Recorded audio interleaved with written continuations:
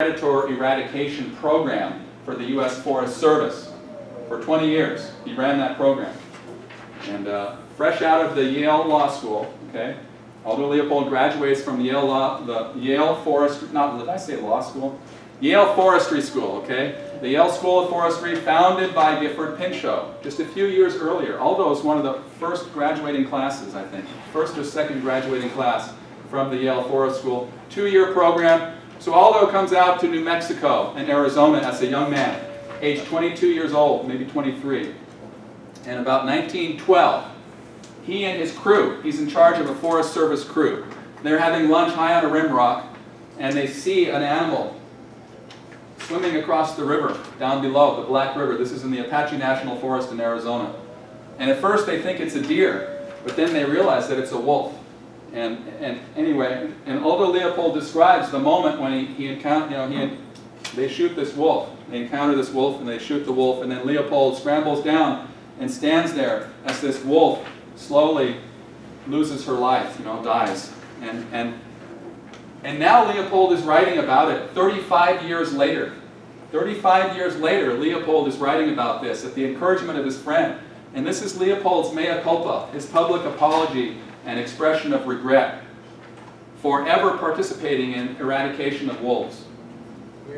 And this is also the moment where you could say Leopold abandons his classical American conservationist lineage, which he had gotten from going to college, right, at Pinchot's forestry school, right? He was a hardcore, dyed-in-the-wool Pinchotian conservationist when he started his job. And then he has this encounter with this wolf, and his thinking starts to change, as he describes. All right. A deep chesty ball echoes from rim rock to rim rock, rolls down the mountain and fades into the far blackness of the night. It is an outburst of wild, defiant sorrow and of contempt for all the adversities of the world. Every living thing, and perhaps many a dead one as well, pays heed to that call. To the deer it is a reminder of the way of all flesh. To the pine a forecast of midnight scuffles and of blood upon the snow. To the coyote a promise of gleanings to come. To the cowman a thread of red ink at the bank. To the hunter a challenge of fang against bullet. Yet behind these obvious and immediate hopes and fears there lies a deeper meaning known only to the mountain itself. Only the mountain has lived long enough to listen objectively to the howl of a wolf. This is called thinking like a mountain. Those unable to decipher the hidden meaning know nevertheless that it is there, for it is felt in all wolf country, and distinguishes that country from all other land. It tingles in the spine of all who hear wolves by night, or who scan their tracks by day. Even without sight or sound of wolf, it is implicit in 100 small events. The midnight whinny of a pack horse, the rattle of rolling rocks, the bound of a fleeing deer, the way shadows lie under the spruces. Only the ineducable tyro can fail to sense the presence or absence of wolves, or the fact that mountains have a secret opinion about them. My own conviction on this score dates from the day I saw a wolf die. We were eating lunch high on a rim rock, at the foot of which a turbulent river elbowed its way. We saw what we thought was a doe fording the Corinth, her breast awash in white water. When she climbed the bank toward us and shook out her tail, we realized our error. It was a wolf. A half-dozen others, evidently grown pups, sprang from the willows, and all joined in a welcoming melee of wagging tails and playful maulings. What was literally a pile of wolves writhed and tumbled in the center of an open flat at the foot of our rim rock. In those days, we were Pinchotian conservationists, right? In those days, we had never heard of passing up a chance to kill a wolf, right? Manage natural resources for the greatest good of the greatest number of humans for the longest period of time. Is a landscape rendered more valuable to humans without wolves? The classical American conservationist says emphatically yes. A landscape without wolves is more valuable to humans because wolves compete with humans for those natural resources, right? For the grazing, for the sheep that graze, the cows, etc. Right? So we'll eliminate them. Get rid of them, right? If you're a good classical conservationist, your policy is wolf eradication and predator eradication completely, right? Even in those days, they were killing some predatory birds. They were killing raptors too. They had raptor eradication programs too. Very shameful. In those days, we had never heard of passing up a chance to kill a wolf. In a second, we were pumping lead into the pack, but with more excitement than accuracy. How to aim a steep downhill shot is always confusing. When our rifles were empty, the old wolf was down and a pup was dragging a leg into impassable slide rocks. We reached the old wolf in time to watch a fierce green fire dying in her eyes. I realized then and have known ever since that there was something new. This is his epiphany, right? He's standing there watching this wolf die. This is his epiphany, right? This moment where his thinking starts to change and he's losing his conservationism and he's becoming an ecocentrist. So this is the most, obviously, the most iconic wolf kill in the history of what? Certainly the history of conservationism or the history of the world. I never really heard about any of the iconic wolf kills. But this event, right, led to Leopold changing his thinking, led to him writing Sand County Almanac, led to him being an activist on behalf of wildlife, led to him changing from being a game manager to being a wildlife manager, right? Led away from conservationism toward ecocentrism, right? This experience right here, which is why I share it with you today. There was something new to me in those eyes, something known only to her and to the mountain. I was young then and full of trigger itch.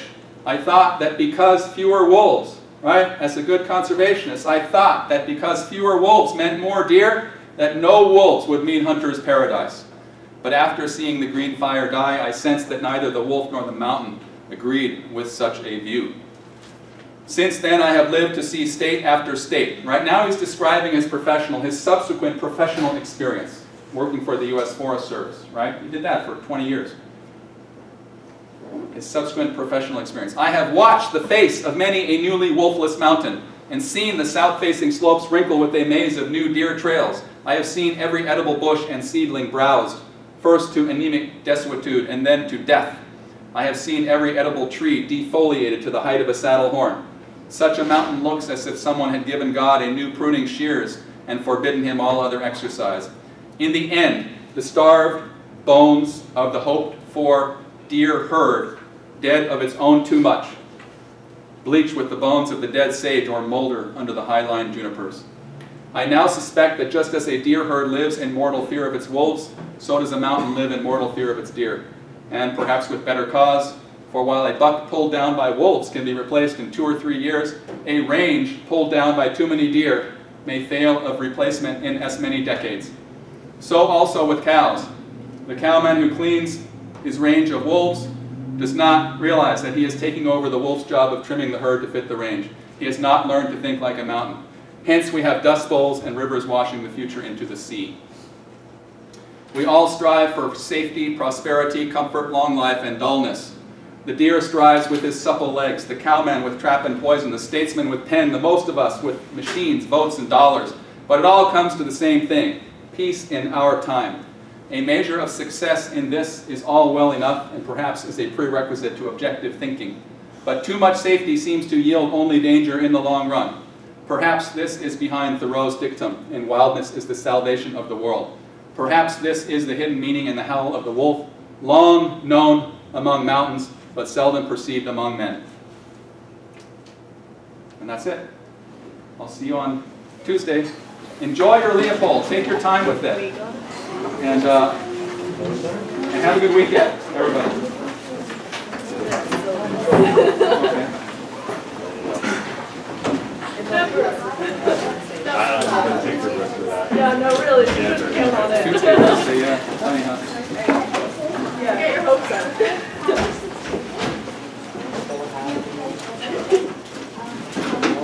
Yeah. It was all around.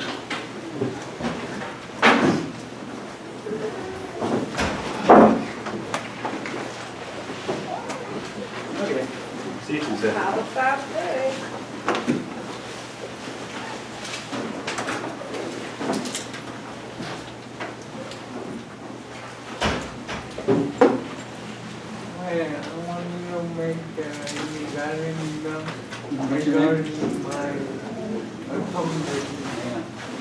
And so, I did get it, yeah.